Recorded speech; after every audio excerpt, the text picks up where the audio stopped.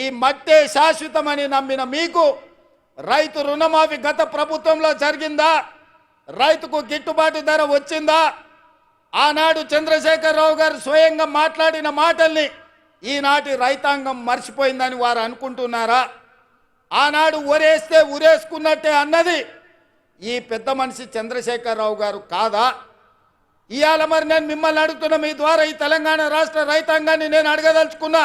ఆనాడు ఒరేసుకుంటే ఉరేసుకున్నా అన్నట్టు ఆనాటి ప్రభుత్వం అంటే ఈనాడు మీరు ఒరేసుకుంటే 500 రూపాయల బోనస్ ఇస్తామని చెప్పిన మాట ఉత్తమ్ కుమార్ రెడ్డిది కాదా?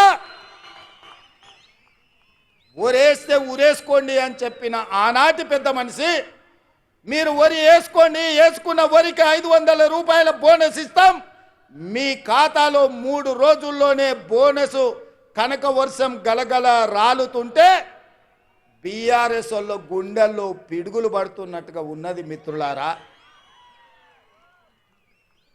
ఇవాళ కాళేశ్వరం కట్టినా అన్నాడు, పాలమూరు రంగారెడ్డి ఎత్తిపోతలు చేపట్టినా అన్నాడు.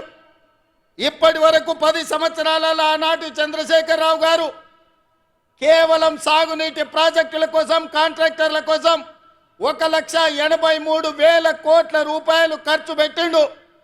అందులో కాళేశ్వరానికి 1,02 కోట్ల రూపాయలు 1,02,000 కోట్ల రూపాయలు ఖర్చు పెట్టిండు.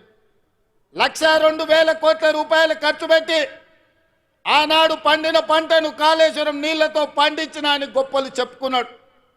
వారు చెప్పుకున్నప్పుడు మేమేం అనలేదు.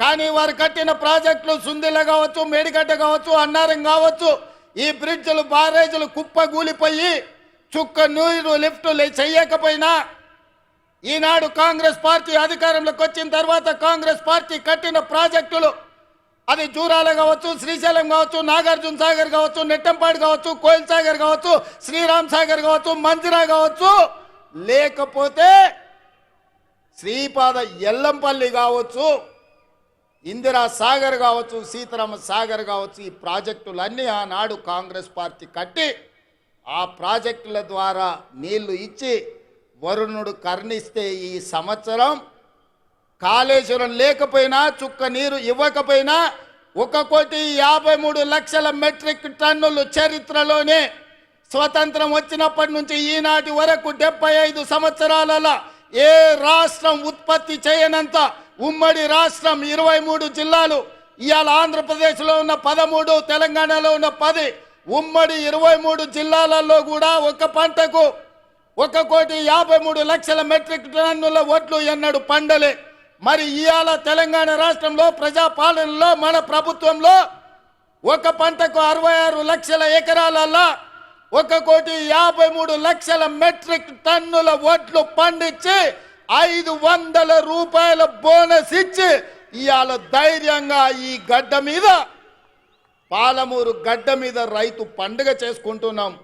మనకు రైతు పండుగ చేసుకునే హక్కు లేదని బీఆర్ఎస్ వాళ్ళు అంటుండ్రు. మీరు ఒక్కసారి ఆలోచన చేయండి మిత్రులారా. 10 సంవత్సరాలు మొదటి 5 సంవత్సరాలు 1,00,000 రూపాయల రుణమాఫీ చేస్తా అన్నాడు. 4 విడతలు అన్నాడు, మిత్తి నేనే కడతా అన్నాడు. ఆయన కట్టిన దాంట్లో అసలు కంటే మిత్తికే ఎక్కువైంది. 2018 నుంచి 2023 వరకు మళ్ళీ 1,00,000 రూపాయల రుణమాఫీ చేస్తా అన్నాడు. మొదటి 4 సంవత్సరాలు అన్నా పైస కూడా ఇవ్వలే. ఆఖరి సంవత్సరం ఔటర్ రింగ్ రోడ్డును అమ్మి 11,000 కోట్ల రూపాయలు రైతుల ఖాతాలో వేస్తే 8,596 కోట్ల రూపాయలు మిత్తికే పోయినాయి. అసలు చెల్లించింది 2,500 కోట్లే.